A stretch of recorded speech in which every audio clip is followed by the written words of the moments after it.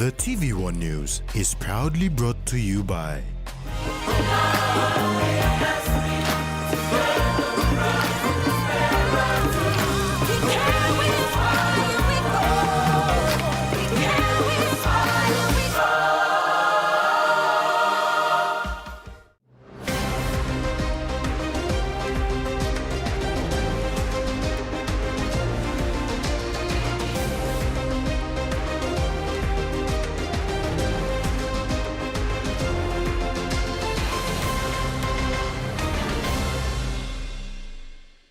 Hello and thanks for joining us for the news at 6.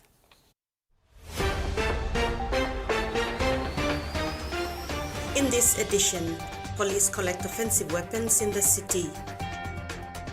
One talks in PNG for link-up tour. And Seagulls take down hunters in second half.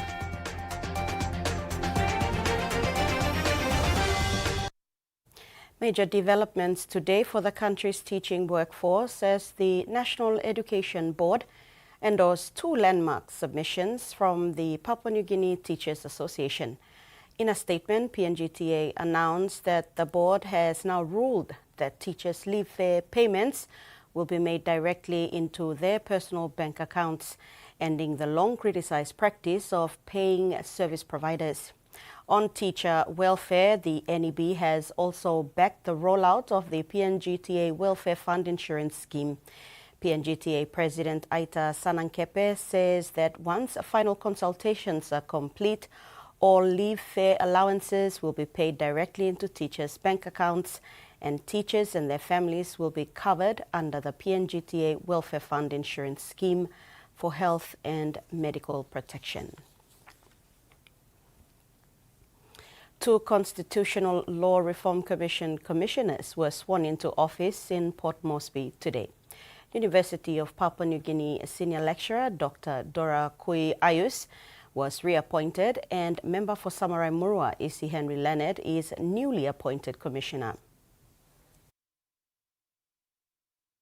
PNG senior lecturer Dr. Dora Kui Ayus has been reappointed for a third term as commissioner in the Constitutional Law Reform Commission Committee, while Samarai Murua MP Isi Henry Leonard joined CLRC as a new commissioner. They were sworn in by Principal Magistrate Billy Pidu in Port Moresby today. Both commissioners will play a pivotal role in the operations of the CLRC, overseeing reports, participate in national consultation, particularly on important constitutional directives, provide directions on administrative and financial matters, and contribute their specialized knowledge to advance the Commission's mandate. Both commissioners acknowledge their appointment and commit to contribute effectively to the growth of CLRC. Humble and honored to be given the opportunity to serve in this office of the CLRC. This is not a moment, not just a moment that is personal milestone. It is reaffirmation of the trust placed in me to serve our nation through the work of law reform. CLRC Secretary Dr. Mangi Matui said each commissioner is appointed to represent a specific segment of society, ensuring diverse perspectives are considered in the review and reform of the laws of PNG. Dr. Ayus fulfills the statutory requirement for a person with experience in anthropology, sociology, and political science, while Mr. Leonard represents the government. Working closely with both the commissioners and with all the commissioners to advance many of the CLRC's outstanding work and some of the new work that we continue to while meeting our mandate of law review and reform for better Papua New Guinea. CLRC Chairman Saki Soloma reaffirms CLRC's commitment to effectively carrying out the SCOM mandate of law review and reform in PNG. Ensuring that most capable and qualified individuals are appointed to each board so that the advice and recommendations provided to government reflects the highest standards of legal scholarship and international best practice, while also addressing the needs and aspirations of people of Papua New Guinea. Solma said the leadership of commissioners, both past and present, has ensured that the CLRC's reports continue to guide government decision-making and contribute to national discussions on important legal and policy reforms. It's not over yet. We will continue to make sure much needed laws that need to be changed, that are outdated, must be brought to the floor of Parliament so we can debate it and change it. So we have a good system that will respond to our needs going forward into the future. Dr. Hayus and Mr. Leonard joins the 7-member board of CLRC commissioners. Tracy Pa, TV1 News. The Samurai Murua MP and new CLRC commissioner said despite the significant contribution PNG laws play in safeguarding the country, their importance is not respected by Papua New Guineans. Leonard said Papua New Guineans have no regard for the laws, including the government institutions that review and reform these laws. He said the CLRC is responsible for looking back, engaging the past and seeing what it can do to align government institutions, align leadership, and align the people with the country's laws.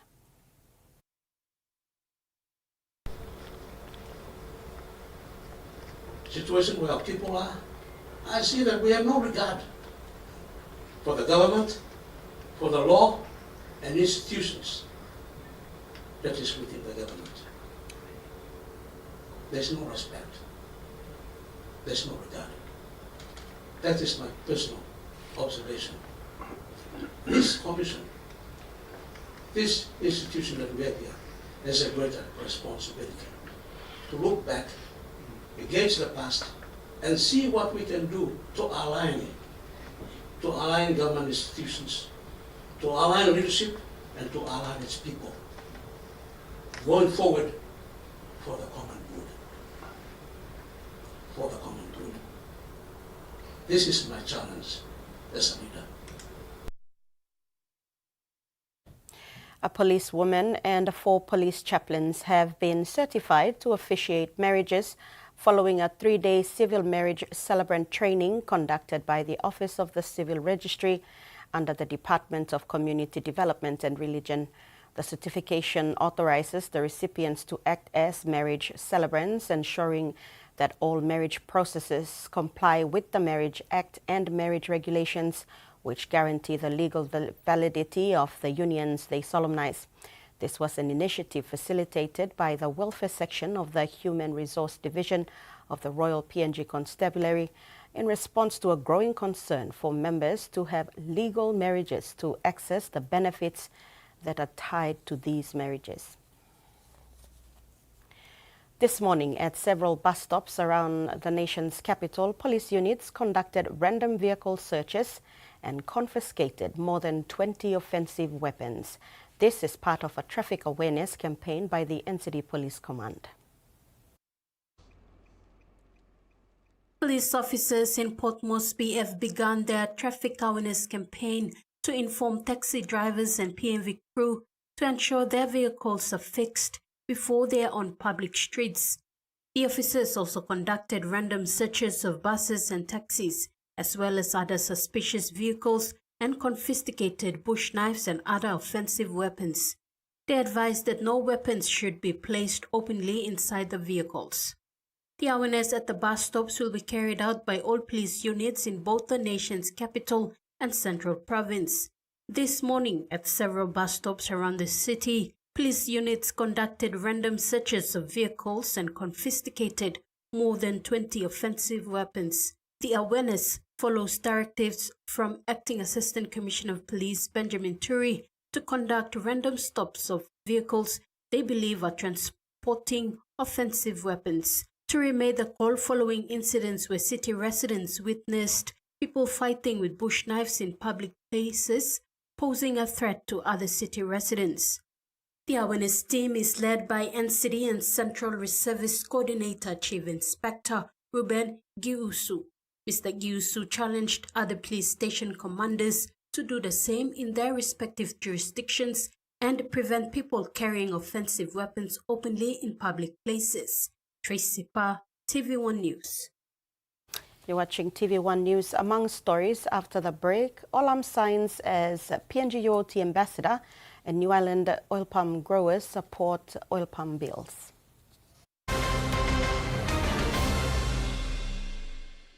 For too long, banking has felt out of reach for many. But now, BSP's OneTalk wallet is here to change that. Send and receive money, pay bills, and top up. It's your money, wherever, whenever. Because at BSP, we are committed to improving how our customers connect to our OneTalks, to our family, to the ones we love. BSP's OneTalk wallet. Money made easy. Dial *131# for everyone.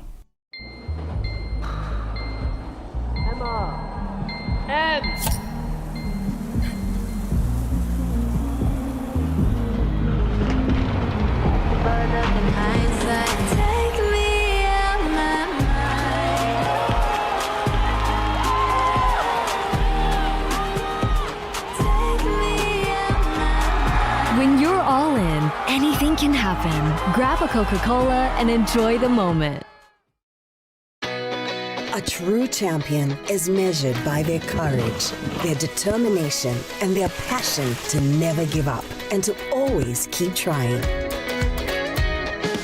With a delicious Milo in milk taste and added nutrients, Milo in milk is a great way to fuel our little champions with nourishing energy every day. Because true champions give it their all. Milo, PNG e Mia. Pine PNG made.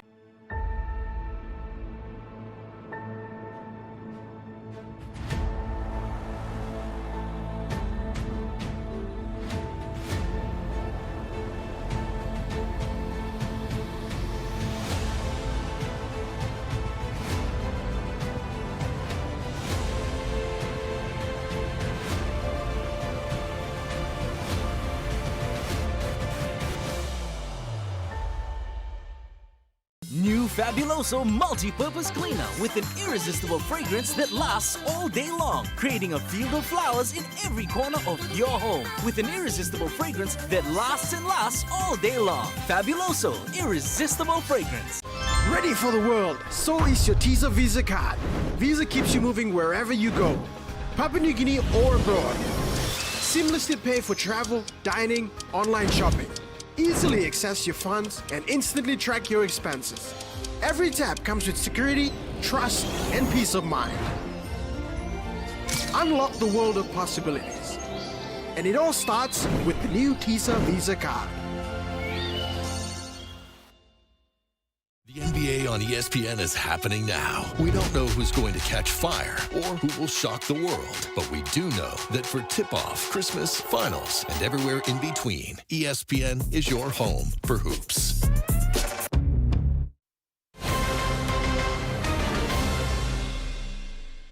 Welcome back. Chairman of the Public Accounts Committee on the government's flagship program, Connect PNG, Freddie Kumai, presented the Connect PNG report in last Friday's Parliament session. Kumai told Parliament that the committee examined the planning, financing and the implementation of the Connect PNG program based on 4 principles: transparency, accountability, impact and sustainability.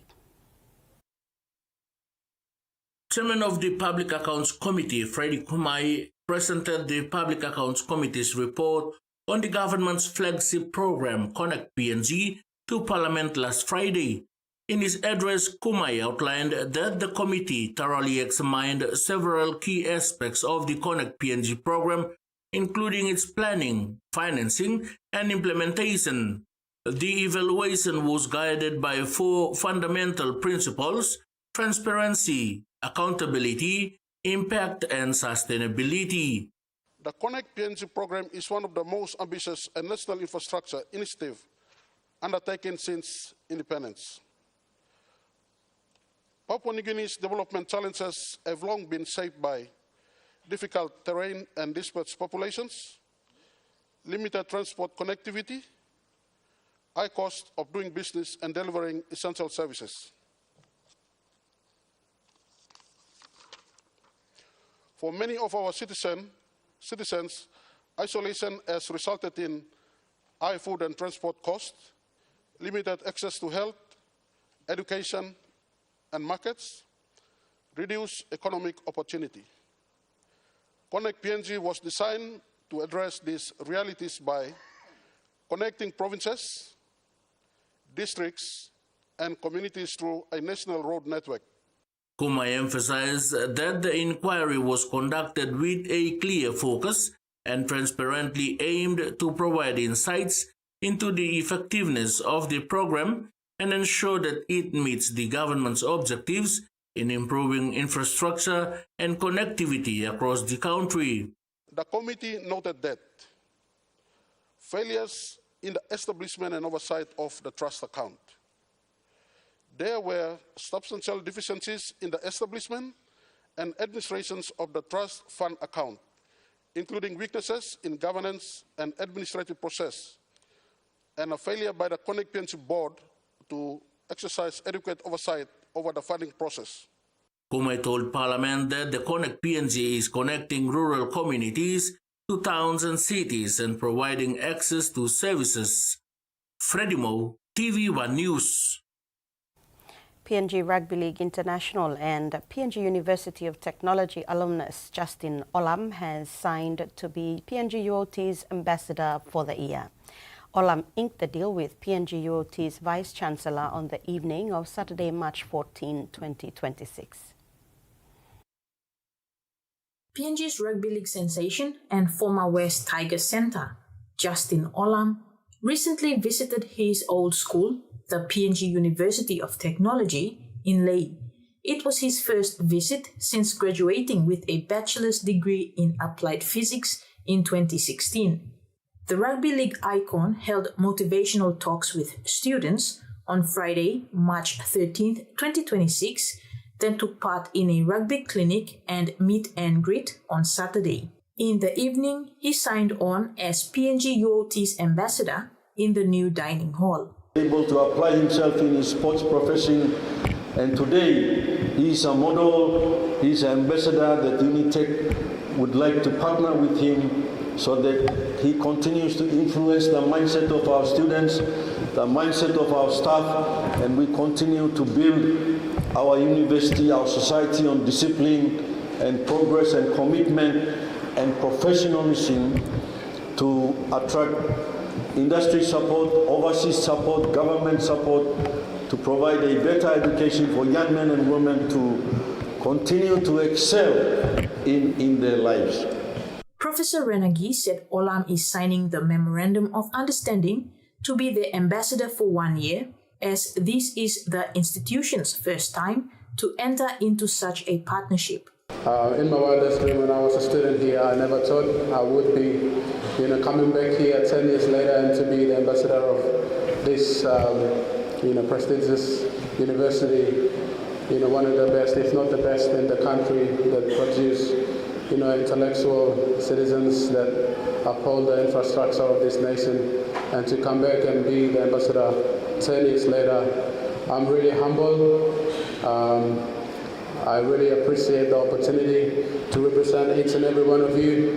You guys are the leaders of tomorrow. Kamila Guare, TVWAN News, Lae. Oil palm growers in New Ireland province have pledged support for the proposed oil palm management bill and the authority bill. Chairman of the TVWAN oil palm project, Bruno Malajimba, said they were not happy with a media release issued by the PNG Oil Palm Association, claiming that the proposed bills posed risks to small growers' growth. Mr. Malajimba said since the inception of the TVWAN oil palm project, they have not seen any tangible development, thus believe the proposed bills will enable development in their area. 1,780 oil palm growers in New Ireland have expressed strong support for the proposed oil palm management bill and the authority bill. Responding to a recent media release from the PNG Oil Palm Association, which claimed that the proposed legislation could threaten the growth of smallholders, Chairman of the TVWAN Oil Palm Project, Bruno Malajimba, on behalf of the TVWAN oil palm growers, emphasized that experiences with the TVWAN oil palm project has not yielded noticeable development benefits. The TVWAN oil palm project party believes that the new bills could pave the way for meaningful advancement in their community, positively impacting future generations. He called for substantial investment and growth opportunities through the proposed regulatory changes. Tok come out lo desla mausman do popa. I mean not true. Mi plan one project we are all for this legislation to be passed. Na mi plan up 100% behind nongen. Ting na look nongon only bring me come back here unopposed. Na mi stand up lo yan na mi ready lo go inside lo board lo walk long behalf of my people. You mean on a tok plan di or one walk only talk to nisa. This is the way forward for our growers. I think objective true blog aman emi talk to alleviate poverty em now is emi happen now after 50 plus years mi pla paini mosem mas triple fourth generation mi pla no bin mo percenis mi pla stop one kind this lesenis that is why we really appreciate the government of the day maraperos government long initiating this plan if TVWAN long running this for the next how many years ago 2025 to 2050 which me program now whether me come on board or not in the next coming years, but this bill must be passed for the benefit of our generation that is coming after us. Oil palm growers associations in Popondetta and Millen Bay are in agreement. Welfare of growers is important. The last 50 years all suffered long time. Yes, today as a milita blor. Me representing Popondetta growers now the national board I must say pamitok bila papas. Inside lo alota we got 29 areas within 2 divisions, Guinea and Sangarai. Total of growers we got 840. So this total of growers here, I represent them here now. Mopla sit down here. One time you play. These 840 growers. They are in support of this bill here. Chairman of BLA Growers Association Richard Bailey, representing 3,800 growers, also supports the proposed bills and says the proposed bills is the government setting a guide for the oil palm industry. So there's a long legacy issue where growers are facing inside of this industry. Now government is liking by masenis. Now mipla growers belum only supporting this senis block government. Lo this bill must go. Freddie Moe, TVWAN News. And Solomon Islands band One Talks are in the country ahead of another PNG link-up tour. Performances are scheduled in Port Moresby, Lae, East New Britain and the autonomous region of Bougainville. Their first link-up performance begins this weekend in Port Moresby and then they move on to Lae. One Talks band members Devande, Mosa and Kofi touched down in Port Moresby today ahead of the link-up tour in the country. Fourth band member Sio could not make the trip. Nonetheless, Solomon Islanders have an energized program planned for Port Moresby, Lae, Rabaul and Buka. Kofi said the band is excited to be here to perform for PNG fans their hit songs. They proudly call PNG fans family. The link-up tour is another opportunity to perform for them again. Just coming back to visit PNG and performing for PNG fans, our PNG fans, and yeah, so we just needed a link up tour from Solomon Islands to PNG. Oh, it's always good. Crowd's reaction is always positive, so yeah, we enjoy a lot. Shows here in 2020. One Talks performance will be backed by Makasi Musical Band. They will perform hit songs including Wamu Kanji, Stress, No Solo, Everything and all-time favorite, Girl of My Dream.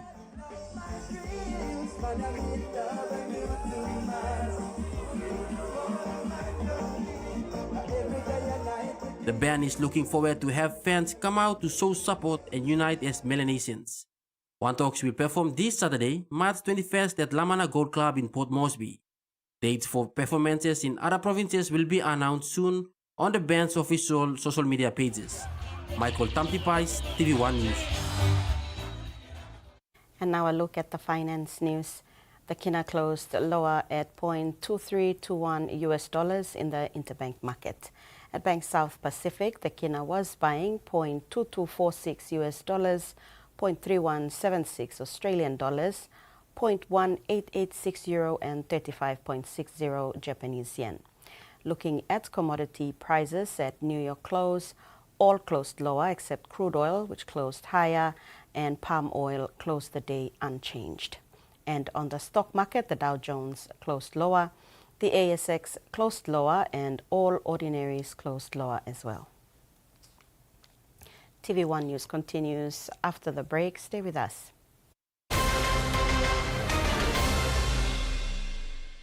Banking doesn't have to be complicated. With PSP's OneTalk Wallet, control your money wherever, whenever. Dial *131#, enter your PIN, select cash in or out, and generate a secure code to withdraw cash. It's the only wallet for cardless ATM withdrawals. Send and receive funds, pay for goods and bills, or withdraw cash with ease. All with PSP's OneTalk Wallet. PSP's OneTalk Wallet. Money made easy. Dial *131# today. The PNG LNG project has now generated more than 30 billion kina for Papua New Guinea since production commenced. Nearly half of this amount has been paid as tax. Equity distributions are paid to KPHL and MRDC based on the interest they hold. Tax is paid to the IRC, while development levies and royalties are paid to DPE.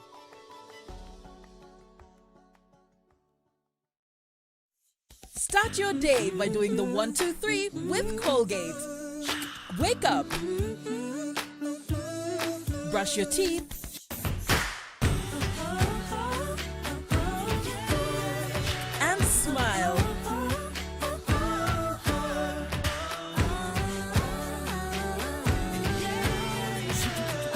Smile throughout your day with Colgate. You sabi tu awesome condom and one way where you can abrusim seek HIV, STI na unplanned pregnancy? Tingim, use condom long right way. Stop safe na look out him you yet. Use condom all get a time. Suppose you know save long HIV status long partner blog you or suppose you got plenty partner. Use condom good all get a time. Long haborusim seek HIV, STI na unplanned pregnancies. Use condom banisim you yet na future blog you. This platok save ikam long National AIDS Council Secretariat. Why? Semakin bapak si Arya. Auntie, come kagok sim.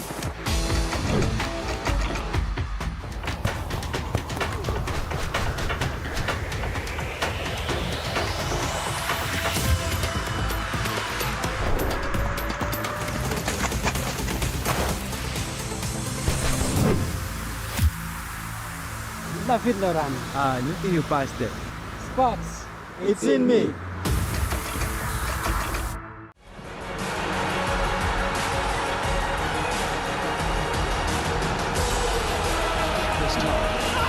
Charlison back across and Gray off the line and thumped in. Oh, what a goal! Matillia, the goal scorer, time and space again. Oh, it's saved. And the rebound is put by Simon Williams.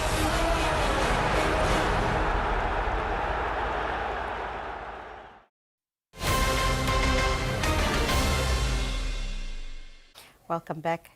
In regional news, the New South Wales government says getting petrol and diesel to where it's needed will dominate talks with industry leaders in Sydney today. Well, it'll be the state's Energy Minister, Penny Sharp, playing the role of King Arthur today with her fuel security round table. It'll really be a meeting of minds of some of those peak industry groups, including not only the transport and freight sector, but naturally fuel distribution, as well as primary producers who will be putting their heads together to try and determine the state's long-term fuel security. Now, it is important to mention that we have heard repeatedly from the government that certainly here in New South Wales, this is not a supply side issue. In fact, we had heard from the Energy Minister earlier today that the latest estimate that the New South Wales government have is that only around 30 out of 3,000 petrol stations across New South Wales are currently in a shortage. But what we are seeing is price rises in localised areas. In fact, we had heard from Stephen Barley, he is the state member for Blacktown, that there are some parts of Western Sydney where the price of a litre of fuel has increased almost 60 cents. It really is primary producers who are also really feeling the squeeze over that demand side price increases. We understand that it's mainly smaller distributors who are really feeling the pinch. Those larger distributors have had contracts locked in some cases for months, and really aren't being affected by these price increases. But it's those buying it at the spot market price who are paying an enormous amount of money, certainly considering the prices that we had seen in the last few months. Now, Penny Sharp has made explicitly clear that while the state believes that they certainly have the reserves in place and are looking at long-term security, particularly for state infrastructure like hospitals, she does acknowledge that those headwinds further north could potentially change that scenario. Let's take a quick listen to what she had to say. We are looking at all of the options. We need to take this day by day. It's a complicated situation that we're not in control of. We've got local impacts as a result of a global situation. But look, what we are doing today is feeding into what we can deal with now, which is that supply is okay, but we've got problems with distribution. We want to use all the levers we can there. But we are also planning for if it's what it looks like in 2 weeks' time, in a month's time, if this situation isn't resolved. We obviously hope for the best, but it's our role to plan for the worst, and that's what we're also doing. Max, how are other states dealing with the fuel crisis? Well, Robinvale and Harter, two towns in Victoria's northwest over the weekend, became what is believed to be the first two towns in Victoria to completely run out of fuel. Thankfully, for those in those two towns, we understand that they did get a resupply on Sunday afternoon, but it really does speak to primarily the tyranny of distance, that distribution factor, which had obviously been highlighted there by the New South Wales Energy Minister, Penny Sharp. We've also seen in Western Australia, particularly trying to get fuel supplies into more remote parts of WA. The government have effectively relaxed the laws around how much cargo a road train can carry in Western Australia to hopefully allow more supply into those remote parts of that state. And of course, on the federal level, the federal government last week announcing 100 million litres from Australia's fuel reserves have now been introduced into the domestic market. That will hopefully bring those prices down. It is, of course, bad news for consumers across Australia, though. We are expecting to hear word from the Reserve Bank tomorrow as to whether or not there will be an interest rate rise. Australia's Federal Minister for Emergency Management has confirmed the Australian Defence Force will be assisting with the flood cleanup in the Katherine region with around 50 members of the force on the ground from Monday. Elsewhere in the territory, homes in the Daly River region remain submerged and a weather system in Central Australia is under close watch. 15 kilometres from Nauru, this Daly River resort underwater. The river expected to remain above major flood levels well into next week. As floodwaters persist in some parts of the NT, a welcome announcement for cleanup crews in Katherine. We have now enacted additional ADF support in the Katherine region for cleanup specifically. They'll be tasked from tomorrow to assist across that region. A number of members of ADF Tyndall Base have already been out helping the community in their own capacity. 50 Defence Force members will be on the ground in Katherine from Monday for around 10 days. The town slowly pulling itself back together after major flooding tore through homes a week ago. They're tired, everyone's been working around the clock. Everyone's done a fantastic job. We just need some reprieve, and that's where potentially these ADF personnel coming in will be able to give that reprieve.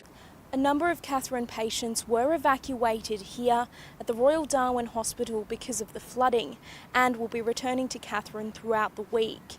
In Katherine, the hospital has reopened their emergency department, their maternity ward and their general medicine ward with limited bed capacity. Our lives are going back to normal very quickly as the waters recede. For other people, that's not going to happen. It's going to be weeks and months until their homes are back to what they were previously. In Central Australia, residents are being urged to prepare, once again, as two weather systems combine to bring a threat of flash flooding to the southwest. A hard-hitting wet season not over yet. And floodwaters inched closer to the outback town of Longreach, a slow-moving flood. Local authorities say the forecast was adjusted a number of times due to a lack of flood gauges upstream. Hundreds of kilometres from the ocean, but still waking to water views. The coast has come right to us today. Like the wind blowing here today, you can see the waves on the river. It's just amazing. The Landsborough Highway at Longreach, seemingly floating on water. I've never seen a flood like this. It's an enormous flood on a beautiful sunny day. It's incomprehensible. Like seriously unfathomable. We were here yesterday and it was maybe like 150 metres down the road, so this is just wild. The full scale on show from the sky. But those without a plane got a little more creative. After days of waiting, floodwater finally reached backyards on the edge of town. It is approaching some of the lower set houses, but at this stage we don't think that there will be many, if any, houses that will get water over the floorboards. A lack of flood gauges again causing distress in outback Queensland. In 2026, the fact that we're relying on a manual read, gauges that are not connected, it's just not acceptable for the safety of any community. This has been water that's been in the system and coming for a long time, and because of a lack of gauges in many parts, they have been flying blind. Emergency services on standby, not as busy as anticipated. This water is now making its way to small communities in the Channel Country and will eventually end up in Kaditunda Lake Eyre. Authorities are now shifting their focus to the towns of Stonehenge, Junda and Windora. And the King and Queen of Denmark are in Canberra after spending the first leg of their 6-day visit to Australia at Uluru. It's the first Danish state visit to the country in 40 years and the couple's first trip to Australia since the King's accession to the throne. No red carpet, but red sand for King Frederick and Queen Mary. We are happy to see the royals and to take them on a tour. It was really proud. The couple welcomed by Anungnu with traditional dance before meeting students at a local training cafe and ending the day with a slightly overcast sunset at the Rock. To start the visit here in the centre of Australia is quite something. Their Majesties are visiting to talk about renewable industries and partnerships with Australia. But what most people seem interested in talking about is how excited they are to see the Australian-born Queen. My eldest daughter said to me, "Mum, it's like a dream, isn't it? You go and have a beer with someone and you end up being a princess." Almost Disney fairy tale, and we all kind of dreamed that would happen, and it actually happened to an Australian. Onlookers were interested in everything about the Queen, from what she was wearing. I hope she has a fly net as cool as ours. And how to greet her, to ensuring the Tasmanian-born Queen felt at home. Welcome home, Mary! Have you been to Uluru before? No, it's my first time. And what did you think? Well, we've had a great walk around. It's magical. Some magic at the Rock before jetting off to Canberra to dine with the Prime Minister and the Governor-General. In sports, after the break, Hunters lost a big lesson and a big turnout for rugby league exhibition matches.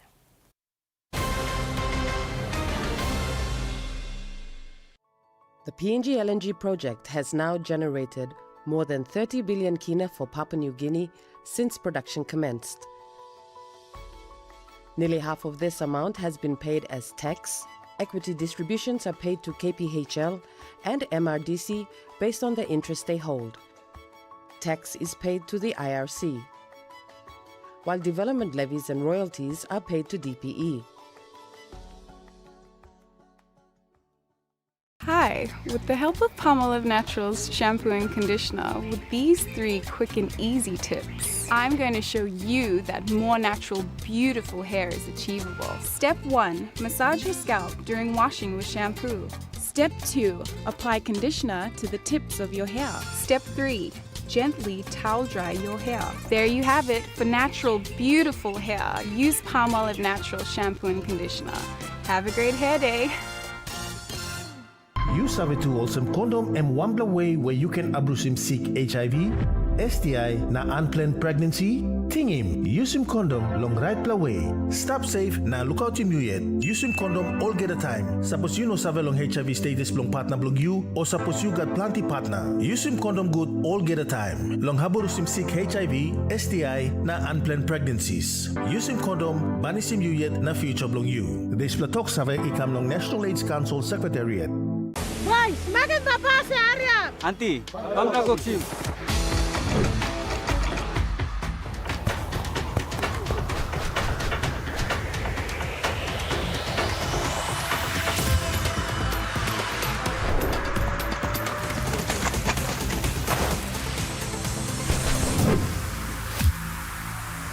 David Loran. You think you passed it? Spots. It's in me. Always on WhatsApp? Then this is your style of banking with TISA. Check your account balance or even chat with a TISA bank agent. Get started today by following these simple steps. 1. Save TISA Bank's official WhatsApp number in your phone. 2. Open WhatsApp and send a simple hi. 3. Follow the menu to start banking. It's that easy. TISA Bank. Banking on change. Keith Thurman is after another world title. I was raised for this. But world champ Sebastian Fundora is towering above the competition. Fundora, top of the world as the unified champion. When they collide, can Thurman win a major world title one more time? Or will the towering Inferno stand tall? You're about to see a whole nother level of boxing. Fundora versus Thurman for the super welterweight world title. Live March 29th on Fight Sports.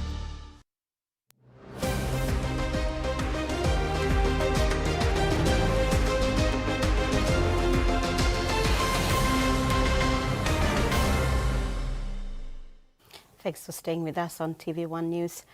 PNG Hunters coach Paul Aiton had mixed feelings about his side's performance after Wynnum Manly Seagulls fight back from a 4-20 halftime.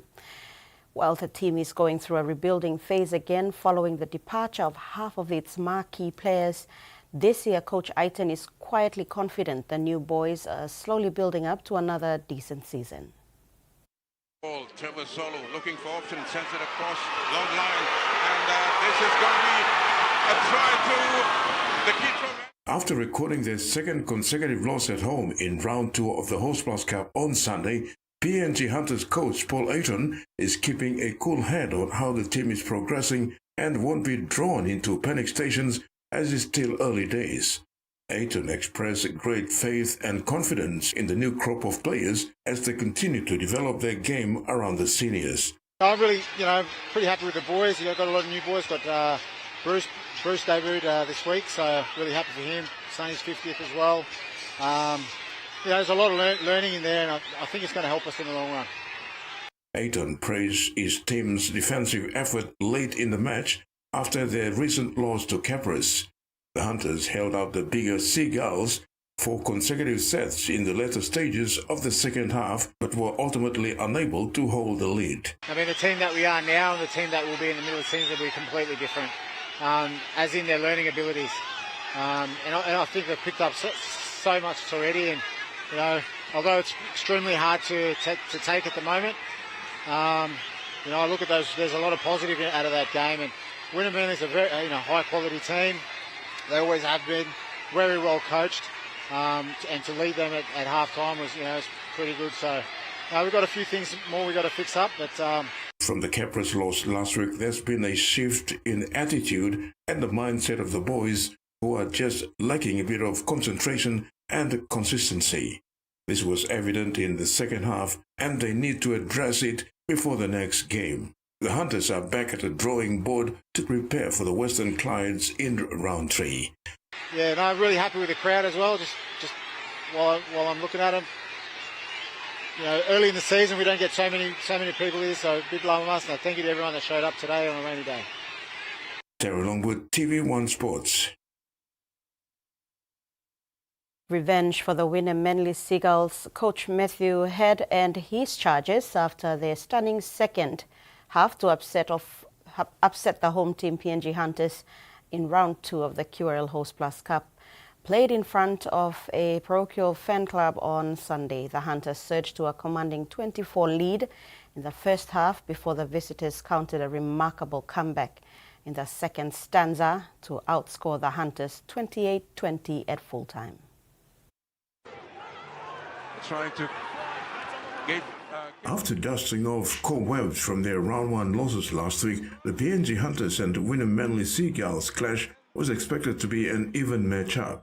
It turned out to be a game of 2 halves when the Hunters took an early lead 20 points to 4 at half-time before the Seagulls found another gear in the second half to pile on 24 unanswered points to record their first win of the season. After Sunday's remarkable come-from-behind victory, Seagulls coach Matthew Head expressed relief that after a 3-year drought, they finally got a win over the PNG boys, who are always hard to beat at home. Always a hard trip coming over here, and we've been here the last 3-4 years, and we haven't been able to get a win. But that second half to score 24 points and to keep the opposition to 0 is a huge tick for the boys and where we're trying to go as a footy club. So we'll need to address that first half and have a look where it went wrong there. But really courageous effort from the boys. And commenting on their first half, Coach Head highlighted they had too much respect for their opponents, which they were able to address at the break. I just thought we came here and we probably gave the Hunters a little bit too much respect, and we didn't want to run as hard as we needed to or defend as solid as we needed to. And we just spoke about who we wanted to be as a footy club at half-time, and we didn't know where that was going to take us in the second half, but what we knew, it needed to change and hopefully fix us for moving forward in the weeks to come. But fortunate enough for the boys, they got on a little bit of a roll there, scored some points, and just super proud of the boys and stoked for them that they're going to go home with a victory. He added it's still a work in progress as they look to be better for their next game. Terry Longwood, TV1 Sports.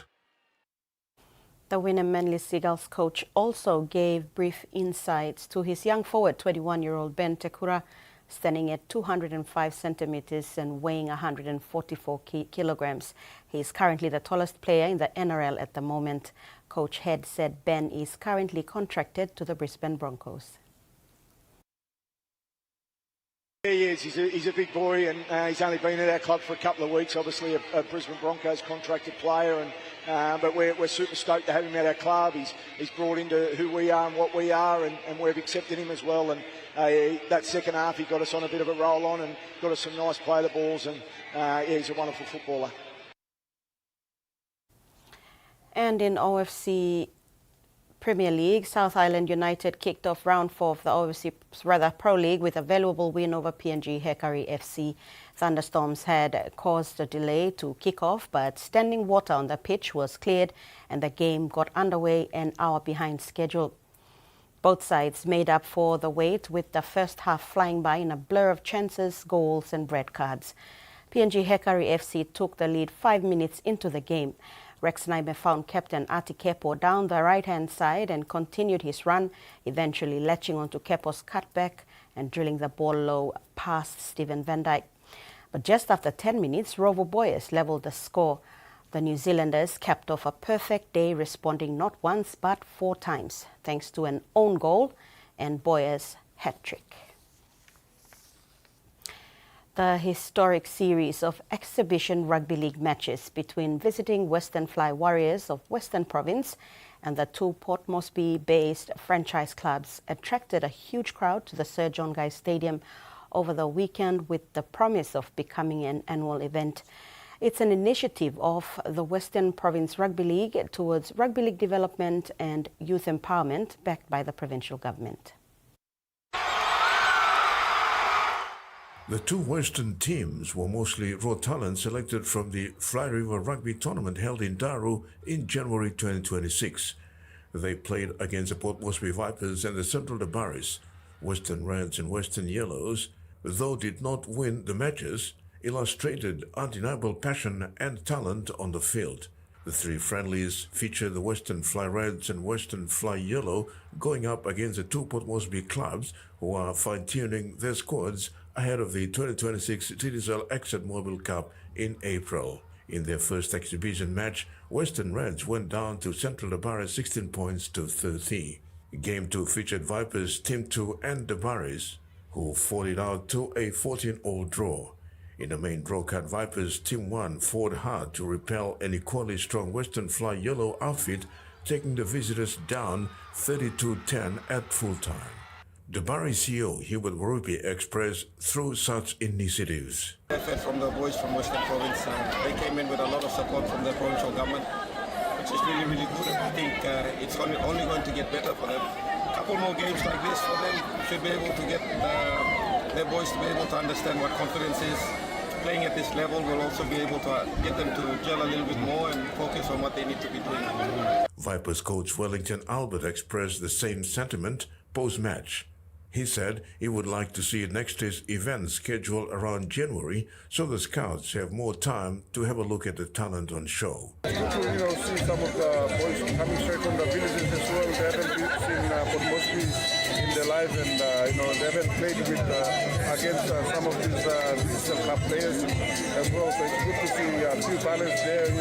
But we've already fill up our president squad already, so we can't get any more players on board. But I've just spoke to the governor.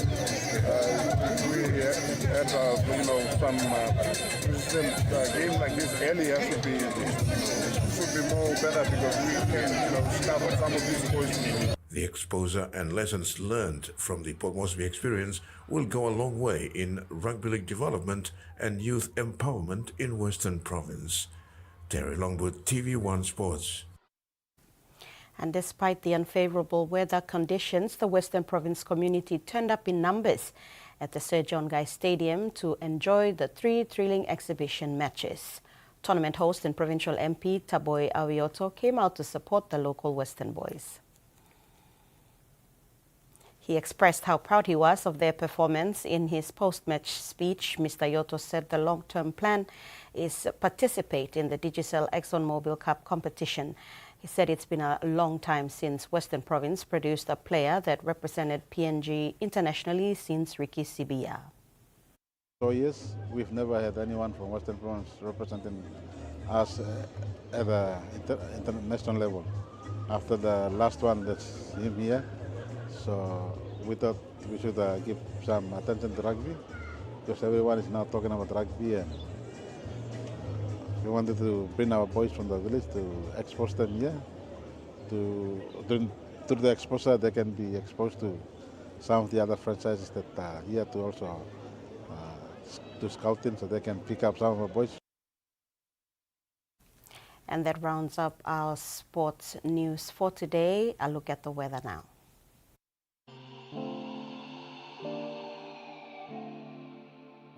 In regional forecast, southern region Port Moresby, cloudy periods with some showers and possible thunderstorms. Alotau, cloudy at times with some rain showers and possible thunderstorms. In Mamase, Ley, cloudy periods with some rain showers. Wewak and Vanimo, cloudy periods with few rain showers. New Islands, KV and cloudy periods with some rain showers and possible thunderstorms. Buka, cloudy periods with some rain showers and thunderstorms. And the Highlands region, Goroka, Kundiawa, Bans, Menditari and Wabeg, cloudy with some rain showers. Ocean forecast for PNG areas for the next 24 hours. Coral Sea smooth to slight with southwest to northwest winds of 5 to 15 knots. Solomon Sea slight to moderate with northwest turning southeast winds of 5 to 15 knots, reaching 20 knots at times west of Woodlark Island. Bismarck Sea slight to moderate at times with northeast to southeast winds of 5 to 10 knots, reaching 15 to 20 knots at times. And Pacific Ocean slight to moderate, rough at times with northeast to southeast winds of 5 to 15 knots, reaching 20 to 25 knots at times north of Manus.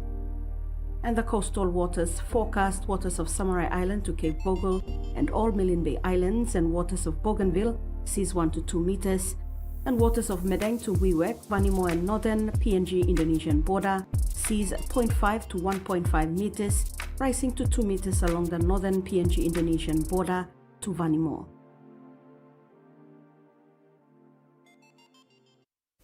And that's been another edition of TV1 News. Pleasant viewing. Good night.